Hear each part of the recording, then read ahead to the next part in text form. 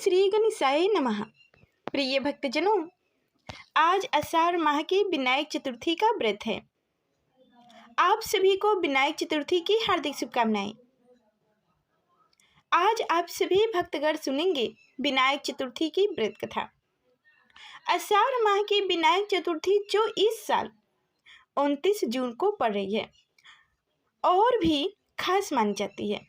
इस दिन व्रत रखने और विधि विधान से भगवान गणेश की पूजा करने से भक्तों को बुद्धि, ज्ञान, समृद्धि और सुख की प्राप्ति होती है। तो आइए अब कथा को शुरू करते हैं। एक बार भगवान शिव तथा माता पार्वती नर्मदा नदी के किनारे बैठे थे। वहां माता पार्वती ने भगवान शिव से समय व्यतीत करने के लिए चौपर खेलने को कहा। शिव चौपर खेलने के लिए तैयार तो हो गए, परंतु इस खेल में हार जीत का फैसला कौन करेगा, यह प्रश्न उनके समक्ष उठा।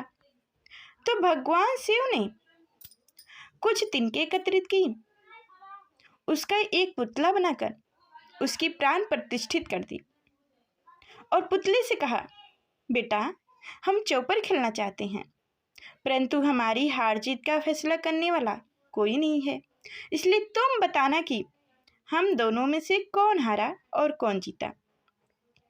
इसके बाद भगवान शिव और माता पार्वती का चौपर खेल शुरू हो गया। यह खेल 3 बार खेला गया और संयोग से तीनों बार माता पार्वती ही जीत गई। खेल समाप्त होने के बाद बालक से हार जीत का फैसला करने के लिए कहा गया, तो उस बालक ने महादेव को विजयी बताया। यह सुनकर माता पार्वती क्रोधित हो गई और क्रोध में उन्होंने बालक को लंगड़ा होने, कीचड़ में पड़े रहने का श्राप दे दी। बालक ने माता पार्वती से माफी मांगी और कहा कि यह मुझसे अज्ञानवश ऐसा हुआ है, मैंने किसी दोष भाव में ऐसा नहीं किया है।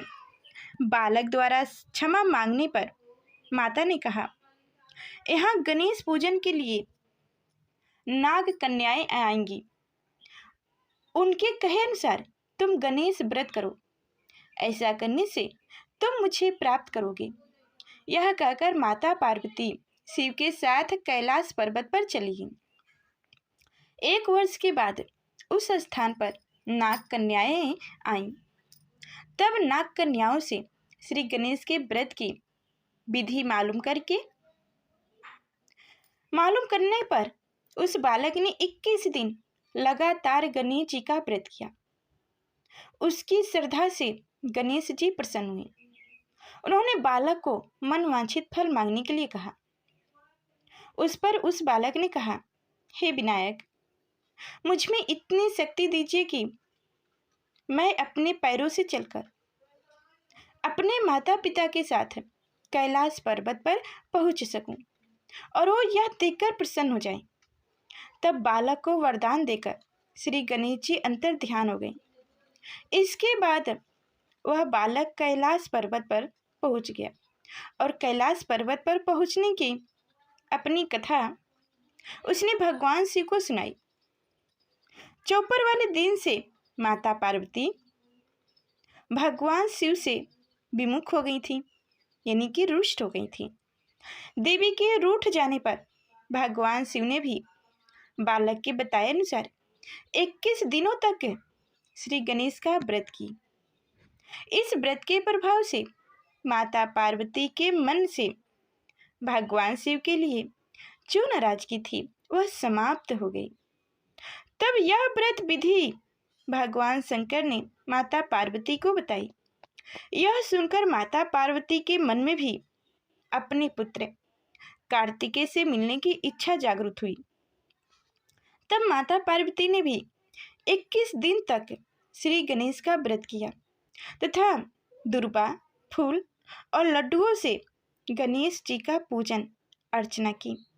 व्रत के 21वें दिन कार्तिकेय स्वयं माता पार्वती जी से आ मिले।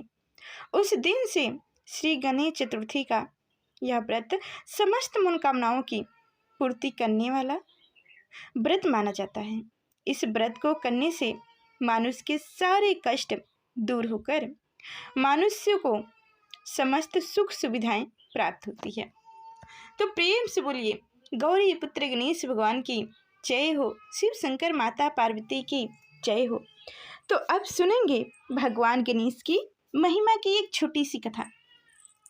एक बुढ़िया थी, वह बहुत ही गरीब और अंधी थी। उसके एक बेटा और बहू थी।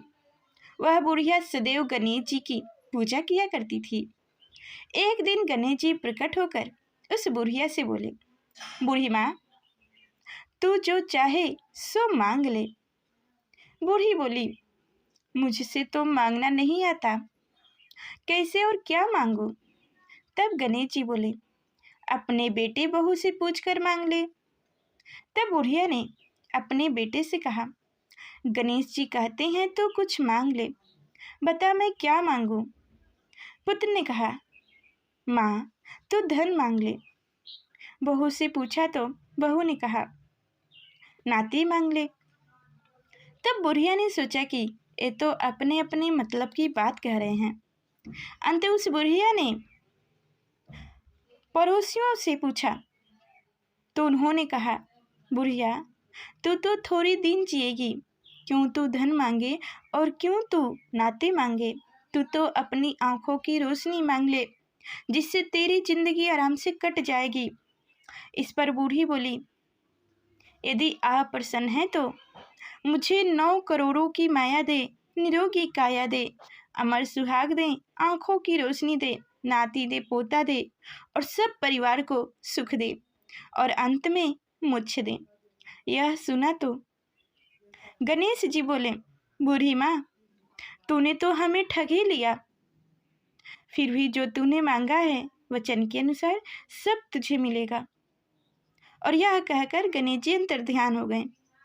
उधर बुढ़िया माँ ने जो कुछ मांगा वह सब कुछ मिल गया। हे गणेश जी महाराज, जैसे तुमने उस बूढ़ी माँ को सब कुछ दिए वैसे ही सबको देना। प्रेम से बोलिए गौरी पुत्र गणेश भगवान की जय हो। प्रिय भक्तगणों, उम्मीद करती हूँ कि यह हमारी कथाएं आप सभी को अच्छी लगी होगी। तो लाइक कर चैनल को सब्सक्राइब करिए। फिर मिलते हैं अगले नेक्स्ट वीडियो में, तब तक के लिए धन्यवाद।